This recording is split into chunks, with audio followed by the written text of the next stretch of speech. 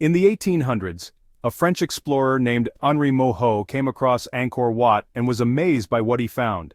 He described it as a masterpiece of architecture, comparing it to the great wonders of the ancient world, like the pyramids of Egypt.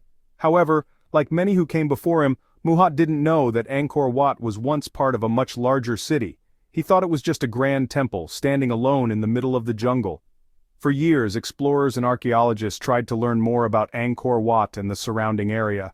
However, the thick jungle made it difficult to explore beyond the temple. People knew that the Khmer Empire had been powerful, but they didn't understand the full extent of the city that once existed around the temple. Everything changed in 2012 when a team of archaeologists led by Dr. Damien Evans used a new technology called LiDAR to map the area around Angkor Wat. LiDAR is a special tool that uses laser beams to scan the ground, even through thick vegetation like trees and bushes. This allowed the scientists to create a detailed map of what was hidden beneath the jungle. What they discovered was stunning. Angkor Wat was not just a temple on its own, it was the center of a massive city. The LiDAR scans revealed that there were roads, canals, smaller temples, and thousands of buildings all connected in a carefully planned layout. This hidden city, which had been buried under the jungle for centuries, was one of the largest cities in the world at its peak. The scientists also found evidence of an incredibly advanced system for managing water.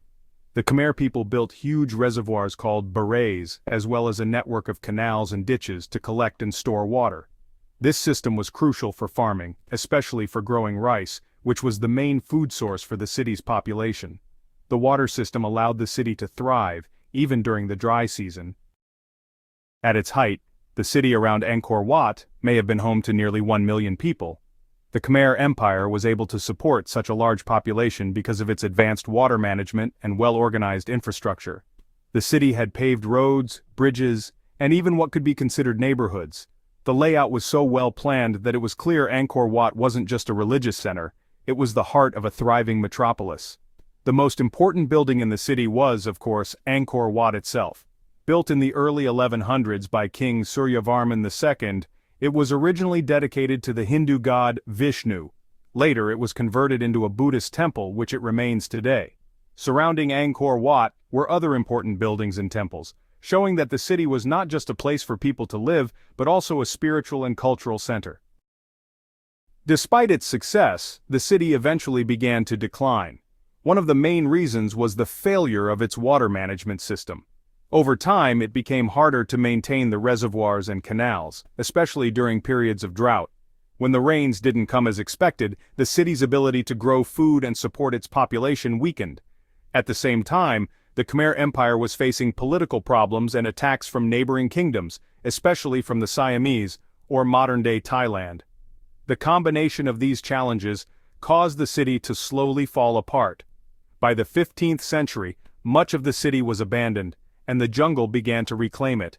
Only Angkor Wat and a few other temples remained, but even they were largely forgotten by the outside world. For many years, explorers and treasure hunters searched Angkor Wat and its surrounding areas, hoping to find hidden riches. There were legends that the Khmer kings had buried treasures of gold, jewels, and valuable artifacts in the temples. However, while archaeologists have found some beautiful statues and ceremonial objects, there has been no discovery of vast treasure hoards. Instead, the real treasure of Angkor Wat is its cultural and historical importance. The carvings on the temple walls tell stories from Hindu mythology and Khmer history, giving us a glimpse into the beliefs and daily life of the people who lived there.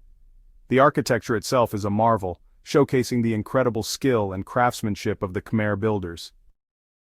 The rediscovery of Angkor Wat's hidden city has taught us a lot about the Khmer Empire and how advanced it was for its time.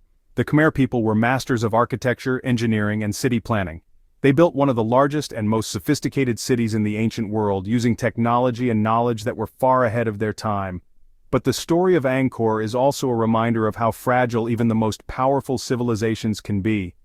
Despite their success, the Khmer Empire couldn't withstand the combined pressures of environmental changes and political conflicts. As their water system failed and their enemies grew stronger, the once great city fell into decline. Today, Angkor Wat is a UNESCO World Heritage Site, and people from all over the world come to see the temple and learn about its history. But the discovery of the hidden city around it has deepened our understanding of the Khmer Empire, showing that Angkor Wat was just one piece of a much larger and more complex civilization. The story of Angkor Wat's hidden metropolis is a story of rediscovery.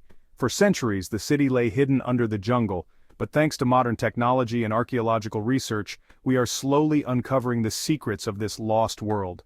The more we learn about Angkor's hidden city, the more we come to appreciate the ingenuity and achievements of the Khmer Empire, as well as the challenges that led to its downfall.